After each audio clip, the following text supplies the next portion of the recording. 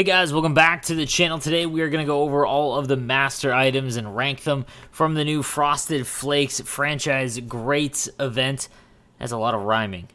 Anyways, we are going to go over the four, as there's only four master items, talk a little bit about the high-end guys, and see what their value is and where I think you guys should pull the trigger. I'm getting a ton of questions about it, so let's jump into the video. Before we do that, though, make sure you subscribe to the channel for daily NHL content, guys. I appreciate it. Clip 20,000. Super stoked about it. Got to keep the grind going, and if you guys want to catch me live on Twitch, I'm starting at 12 noon Eastern time now going forward.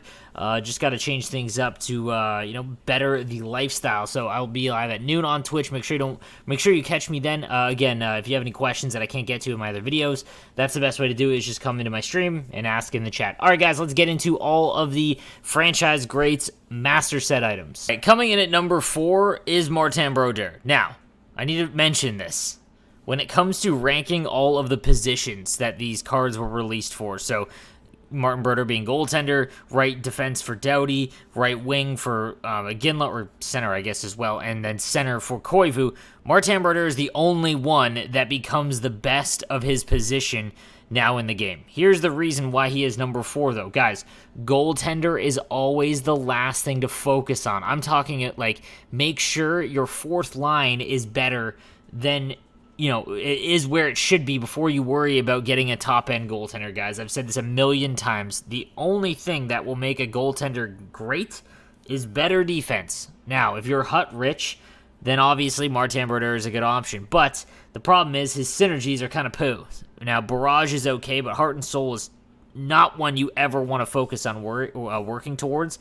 But when we take a look at Martin Brodeur, and with the goalie changes this year in terms of stats and progression, glove high being 90, speed being 89, positioning being 92, and his aggression being down to 82, that's extremely important. All of the important stats for goaltenders, he's money. He becomes statistically the best goaltender in the game. I've been using Linus Ullmark a lot, and until recently, he'd been playing fantastic. Now, his stats for me aren't that very good, but I'm playing, Hut Champs in Division 2 every single time, so it's not like the players I'm playing take selective shots, but he would make saves where I would not anticipate him to do that, and that's how I kind of differentiate a goaltender when I'm using it.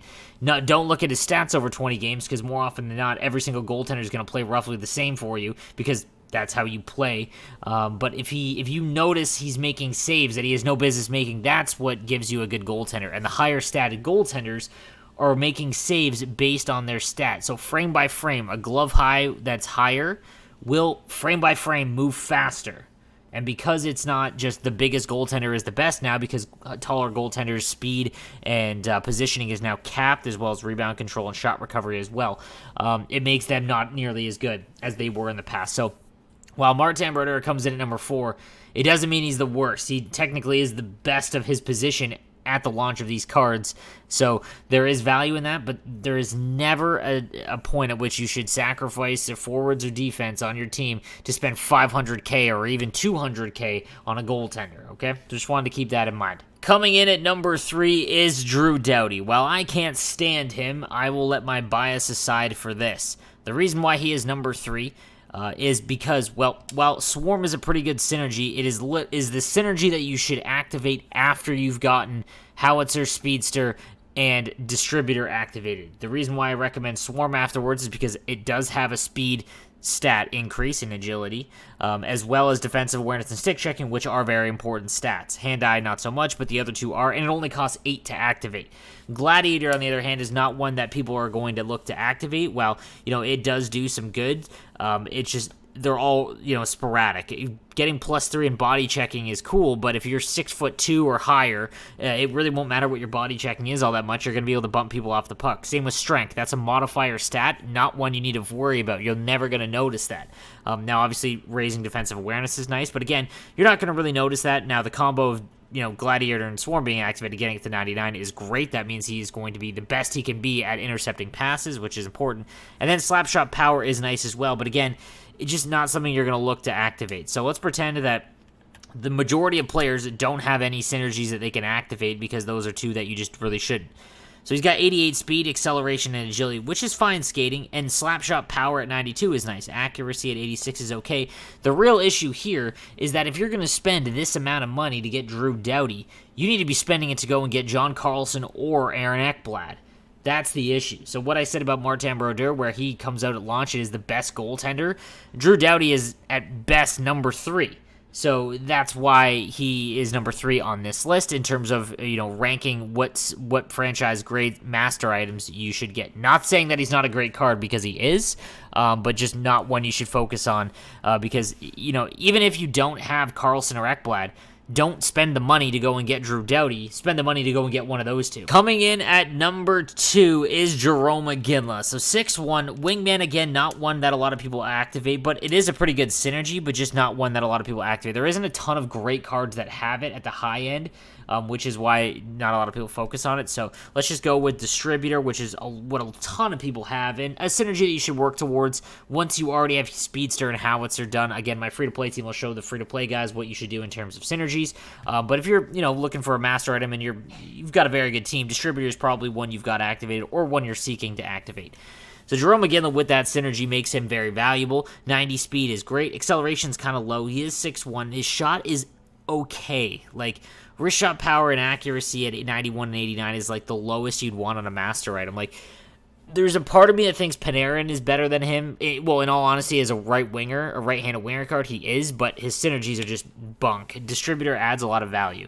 Now, passing and puck control at 95 is great. Defensively, he's fantastic. 92 stick checking, 93 defensive awareness, and 89 body checking on a 6'1" guy is going to make him, relentless getting the puck back in his own zone.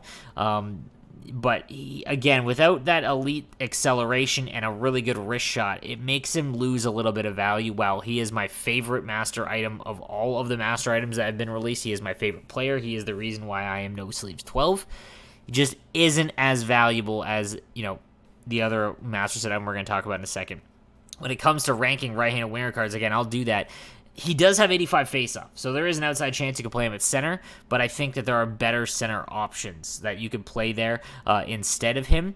So, he's going to play behind Lafleur. If you have Lemieux at center, then, he would probably slot in around number 2 or 3, but Lemieux at wing is a better option, in my opinion. But, he is very, very good. You won't be disappointed, I don't think, and Distributor does add value. It's just nothing really crazy. And then lastly, number 1 in my opinion is the 90 Saku Koivu. So 5'10", not elite size, but he does have speedster. Spark, again, not one that you want to look to activate. It's got 2 useless synergies. So again, while I said body checking isn't going to add that much, it won't really. Again, to someone who's 5'10", it will have more value than someone who's 6'1". However, strength is a modifier stat. It helps, improve balance and body checking, but it's not something you will notice. It doesn't drastically improve them.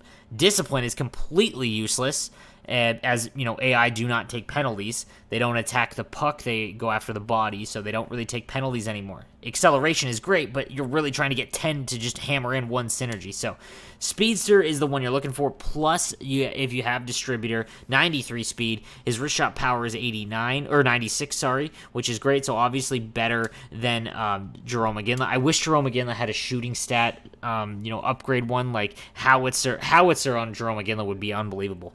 A little unfair, though, I think. His hand stats are all great, above 90, and defensively, he's really good. 92 defensive awareness, 93 stick checking, and 91 faceoffs. And his body checking is 88, which is already pretty good. This is the best of the 4 master items. It gives you the ability to play him at center, but you could also play him on the wing. It depends on your center options. Like if you've got Bergeron or Nobles or Barkov, I would probably play Saku Koivu on the wing because you can get him up to 93 speed and he can just wheel, and he has that elite wrist shot if you have Speedster activated. So here's the issue with the event. I guess we can go on a little bit of a rant here again. The event is really cool. I love the franchise great concept. I love that it's brand new. I love that it represents all the organizations, and for the most part, it has a lot of cool ones, that you can go out and get. The problem is that they are keeping the overalls down, which again, super positive. The problem is that they've got a couple of events now where we haven't gotten, an elite player that's better than everyone. Like Barkov, you can argue with John Carlson, and Ekblad, you can argue with Carlson, and Barkov, you can argue with Nobles. I would rather have Nobles, and because of the synergies, I would rather take Carlson. Ekblad's the better defenseman, but you can see where I'm going. So since the Halloween event, the last event, that's the 2 events ago that have really had a wow player, which I think is kind of a good shift for Hockey Ultimate Team. I'm kind of sick of just everyone having the same cards, with all of these cards kind of being around the same, value. So Nylander came out in the Lit versus Grid event. If you look at his stats, he's very, very similar to the Jerome McGinn. So if you have Nylander, you could instead just go and get Jerome McGinn or vice versa, and that will dictate everyone having different teams, as opposed to, oh my god, Saku Koivu is overpowered, everyone goes and gets Saku Koivu. Same thing with like Drew Doughty, you know what I mean? Drew Doughty comes out and he's literally the 3rd best right defenseman at the launch of the event. I think there's pros and cons to it. Obviously, people are like, oh, these are crap master sets, I don't even care about this event. I don't really think you should look at it like that. I think we're seeing a change in Hockey Ultimate Team's content, and I think it's actually a positive to an extent. Again, I want cards I get excited about.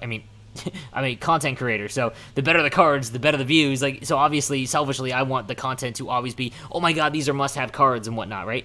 But I think that you guys need to look at the fact that you can now have separate lineups or different lineups throughout, which I think is the best when it comes to like MLB, right? MLB, everyone's lineup for the most part outside of like the top 2 or 3 guys are completely different. So I think that's something you want to take into account. But definitely a positive. There's pros and cons to it, but this event definitely acts a little bit different, as there's only 4 and none of them are the best other than Martin Brodeur at their position. So guys, let me know what you think in the comment section down below, and I'll see you guys next time.